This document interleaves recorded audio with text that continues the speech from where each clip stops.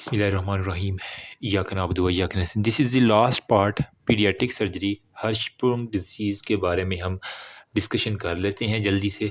क्या क्या चीज़ें आनी हैं इंपॉर्टेंट है जो आपको पता होना चाहिए।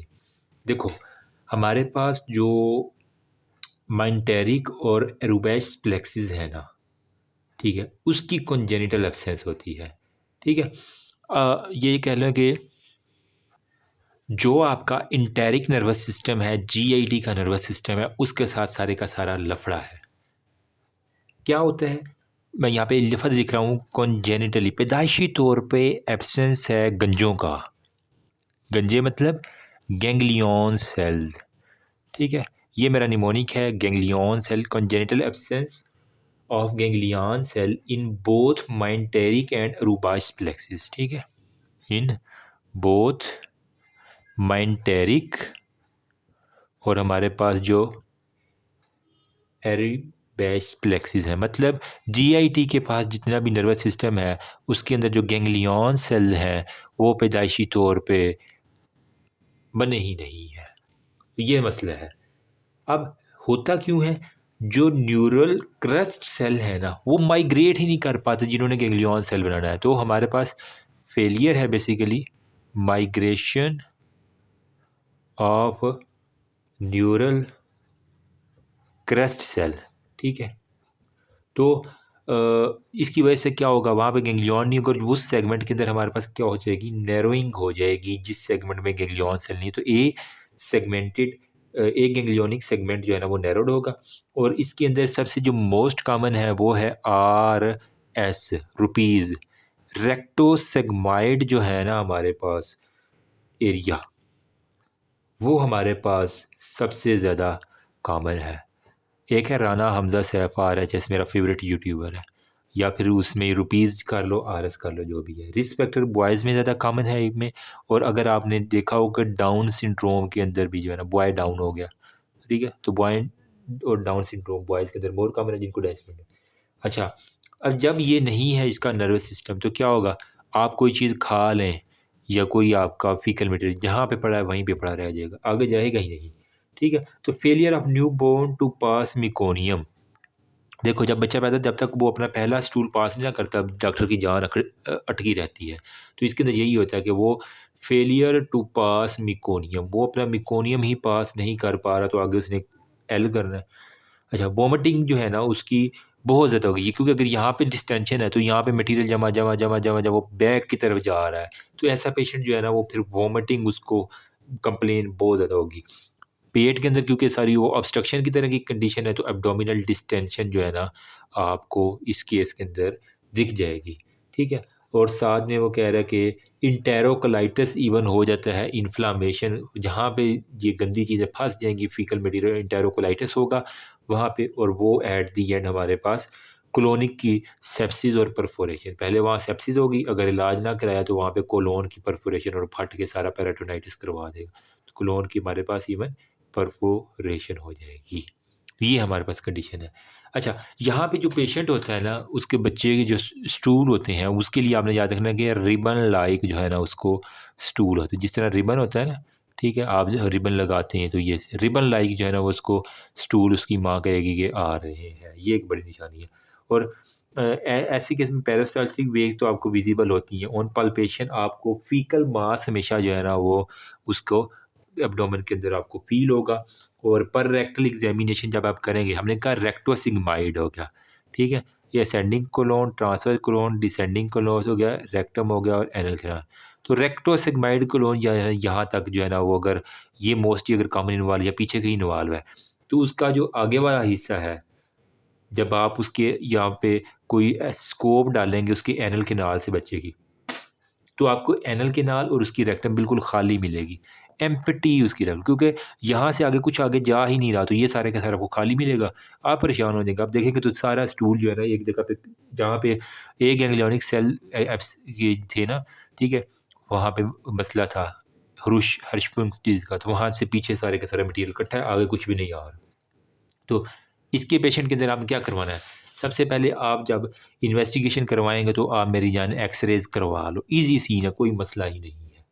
डायलेटेड प्रॉक्सिमल कोलोन, जहाँ पे फंसी हुई है चीज़ आगे नहीं जा रही, उससे पीछे सारी डायलेशन होगी, आगे वाली नैरोइंग होगी।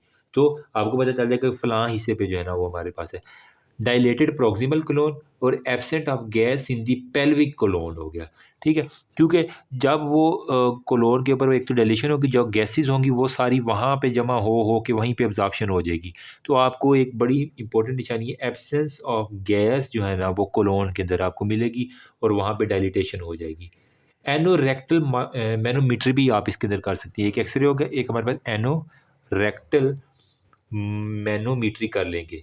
ठीक है, इसके अंदर क्या होगा, जो स्फिंक्टर हैं वो रिलैक्स ही नहीं कर पाएंगे, फेलियर टू रिलैक्स।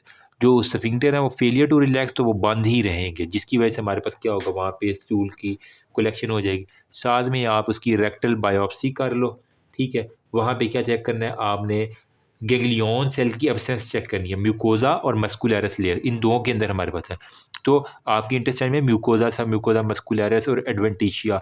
ठीक है, तो म्यूकोजा और हमारे पास मस्कुलरस लेयर के अंदर आप रेक्टल बायोप्सी करोगे, वहाँ से आपको देखेंगे कि आया कि वाकई गैंग्लियनिक सेल की एब्सेंस है। तो वहाँ पे जब आप देखेंगे तो गैंग्लियन सेल बिल्कुल एब्सेंट होंगे। ठीक है, अब मैनेजमेंट क्या करनी है, जो हिस्सा सपोज करें यहाँ पे हमारे पास अफेक्टेड पार्ट है एक गैंग्लियनिक सेल का, काटो, ऊपर वाले को नीचे वाले से जोड़ दो, दरमियान वाले को उड़ा दो। क्या करना है, सर्जिकल रिसेक्शन करनी है एक गैंग्लियनिक सेगमेंट की। इसको हम कहते हैं सोएव सिवेंसन प्रोसीजर, एसएस प्रोसीजर जो है ना वो कहते हैं, शायद किसी साइंटिस्ट का नाम है, जो भी है, बस सोएव सेंसिटिविशन। ठीक है, इसके अलावा आपने क्या करना है, कोलोस्टमी भी कर सकते हो, जो हिस्सा जो कोलोन का वहाँ से एक नया एक ट्रैक आप निकाल दो तो कोलोस्टमी कर सकते हैं। अच्छा, एक आता है कि डिफरेंस बिटवीन हर्शस्प्रुंग और मिकोनियम इलियस, इन दोनों में क्या फ़र्क है, तो एक छोटा सा फ़र्क मैं आपको बता देता हूँ। तो हर्शस्प्रुंग में सबसे ज़्यादा रेक्टोसिग्माइड एरिया होता है, लेकिन जो हमारे पास मिकोनियम इलियस है उसके अंदर इलियम जो है ना, स्मॉल इंटेस्टाइन, वो ज़्यादा ब्लॉक करता है। तो यहाँ पे मैं लिखता हूँ हमारे पास हर्शस्प्रुंग डिजीज़, और यहाँ पे हम लिख देते हैं क्या, मिकोनियम इलियस, मतलब इलियम के अंदर जो है ना स्मॉल इंटेस्टाइन के अंदर मसला होगा। हर्शस्प्रुंग के अंदर बेसिकली क्या किन के अंदर होता है, हमने कहा ये एक तो डाउन सिंड्रोम वाले में ज़्यादा होता है और बॉयज़ में ज़्यादा कॉमन होता है। नंबर सेकंड पे इसके RS रुपीज़ रेक्टोसिग्माइड एरिया इसके अंदर ज़्यादा कॉमन है।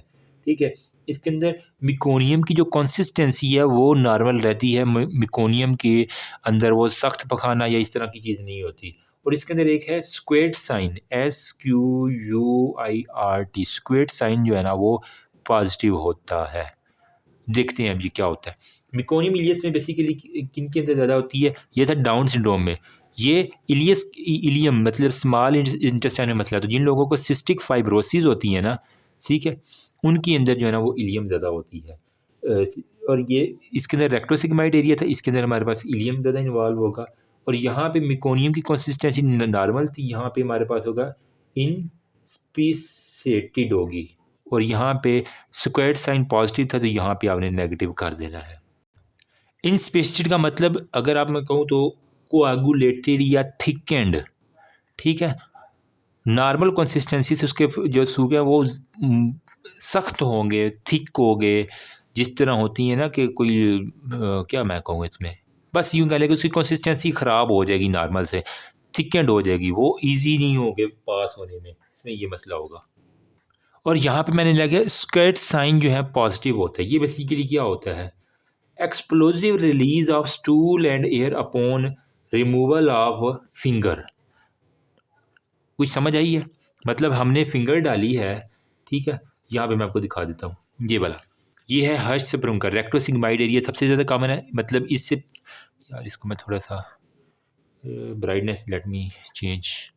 ठीक है, यहाँ पे देखो रेक्टोसिग्माइड एरिया, ये देखो सिग्माइड कोलोन ये सारी की सारी फैली हुई है, यहाँ पे रेक्टम आगे खाली है, एनएस खाली है।